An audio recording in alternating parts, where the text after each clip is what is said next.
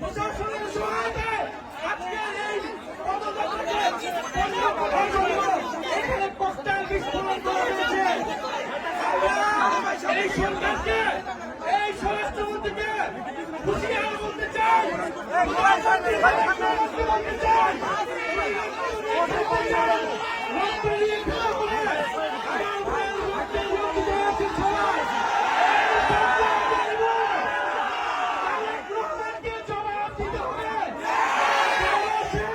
নিরাপত্তা নিশ্চিত করতে পারে নাই,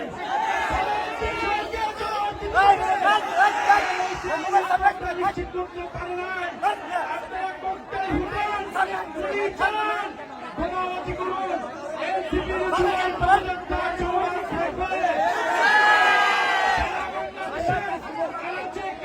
প্রত্যেকটা উপজেলায় আমরা জুলাই পদযাত্রা নিয়ে যাব, জনগণের গণনায় বাস্তবায়ন করব,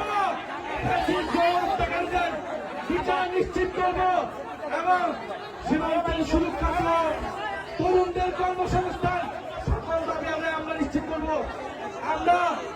আমরা হুঁশিয়ারি দিতে চাই, এই সরকার যারা দায়িত্বরত হয়েছে, পুলিশ প্রশাসন, ডিসি, কেন বিদ্যুৎ অফ হয়ে গেল, কিভাবে ককটেল বিস্ফোরণ হলো, সে কি করে, সে কি নিরাপত্তা নিশ্চিত করেছে এলাকাবাসী,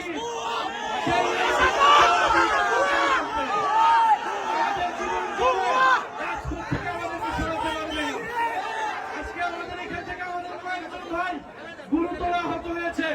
আমরা এর বিচার চাই, যদি দ্রুত সময়ের মধ্যে এই তদন্তের বিচার নিশ্চিত না করা হয়, তাহলে এখানকার স্থানীয় প্রশাসন এবং এমপি তাকে জবাবদিহিতার আওতায় আমরা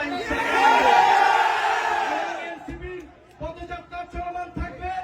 যত ভয়, ভীতি, বোমাবাজি করতে সবকিছুকে উপেক্ষা করে আমাদের পদযাত্রা চলমান থাকবে এবং স্পষ্ট আজকের এই ককটেল বিস্ফোরণ, বোমা বিস্ফোরণ প্রশাসনের সহায়তায় হয়েছে। কেন বিদ্যুৎ বন্ধ করে দেওয়া হয়েছিল, বিদ্যুৎ বন্ধ করে দিয়েছিল, আমাদেরকে খুন করার পরিকল্পনায় এখানে বোমা বিস্ফোরণ করা হয়েছে। বিচার চাই, কোন সন্ত্রাসীর ঠিকানা এই সাভারে হবে না। যারা গণহত্যাকারীদেরকে প্রশ্রয় দিবে, যারা সন্ত্রাস চাঁদাবাজি খুনিদেরকে প্রশ্রয় দিবে, যারা দুর্নীতিবাজকে প্রশ্রয় দিবে, তাদের পরিণতি ফ্যাসিস্ট আওয়ামী লীগের মতো হবে।